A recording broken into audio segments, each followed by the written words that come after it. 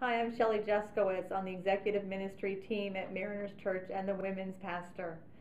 I love what we're talking about in this series, talking about those awe moments. For me, awe moments in my life and in my ministry always relate to a conversation with God. Somehow when I'm listening and taking the time to hear his voice, I just have these awe moments. I love to read the Old Testament. I love how there's awe moments for different prophets as they're listening to God's voice. I think of Noah and what it must have been like when God said, build a 450-foot boat. Oh yeah, by the way, it's never rained before. And then of course there's Jonah, who gets told to go to Nineveh and politely responds with, I'm not going. I so relate to both of them because in my journey with God, I've been there where I've listened and I've built what felt like a boat in a place where it's never rained. And I've been right there with Jonah and thought, there's no way I'm doing that, God. There's no way you're going to get me to do that. Well, my awe moment that I want to share with you today comes to my life from last summer when I had returned from a missions trip in Peru. And I really just saw that there was more that God could use me to do in Peru. And I just thought that was a great prayer. And I was going to begin praying that God would show me how I could get back there and I could do more because I knew that God could use me in Peru. And as I began praying about that journey and what it would look like, there was an ouch moment that came before the awe moment that I want to share with you. And the ouch moment was God really clearly saying to me, why don't you do it here?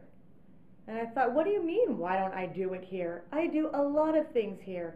I'm on staff at a large church and we do ministry and we reach the poor and needy and we organize ministry, we lead ministry. It looks all different ways. What more could we do here?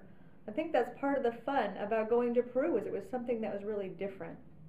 And again, the ouch came back of, what about your neighbor?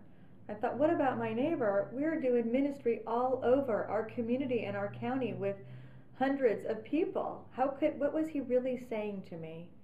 And as I slowed down to get the awe moment that God wanted me to know, it was to realize that I had closed my eyes to some of the people that lived in my neighborhood that God wanted me to do life with. People that really I hadn't thought about doing life with because it fell outside the organizational structure of how I had been programmed to do ministry. So the next morning when I got up and I had my time with God, I just said, show me. What is it you want to show me today that I can do here and nowhere else?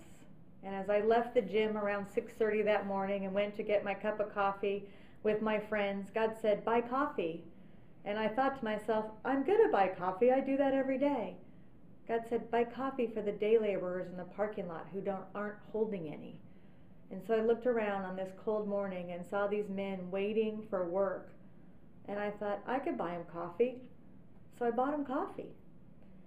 Later, I ran across a student who I just began having a conversation with, and God said, ask him what he needs. I asked him what he needed. He, of course, politely said, as we do so well in the United States, I don't need anything. I'm fine. God said, ask him if he's hungry. I said, do you have food? Are you doing okay with food? He says, well, I've been eating one meal a day, but I'm fine. Really, I don't need anything. God said, give him a gift card for some food.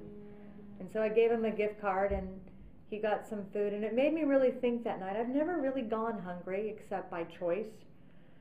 And so every time I began going to the market, God said, how much less can you spend on your groceries?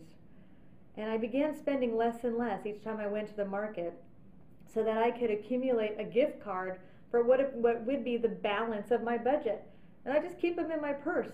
And as God brings these people across my path in random places, I give them out, sometimes to single moms, sometimes to men who just really are down and out on their luck, and I can tell they haven't eaten lately. I was at a gas station, and of course some gentleman comes up to me needing money for gas, and God is right there reminding me I could do this too. I swiped my card and my credit card for his gas tank and mine that day. Then God gave me another idea. And it came from the way of Craigslist. There's a needs section on Craigslist, and I find it fascinating that while we're in churches and people in our community know they can call the church for help, so often they're reaching to these social media networks to have their needs met, not even thinking about coming to church. And so there was a single mom looking for blankets for her and her son. And she posted on Craigslist. And so I went and bought blankets for her and I brought them to her. And I thought, wow, what if in America every Christian went on to Craigslist every day and went to that needs section and just thought, is there something on here that I could do today for someone in my neighborhood? Might that be an awe moment for God? Which is just a fascinating idea for me, because as I begin listening to God, He gives me awe ideas of things that I can do in my life. I love thinking of Isaiah, just waiting and listening on God. Might I decide to be more like him? And when God is looking for someone to send, ask Him to send me.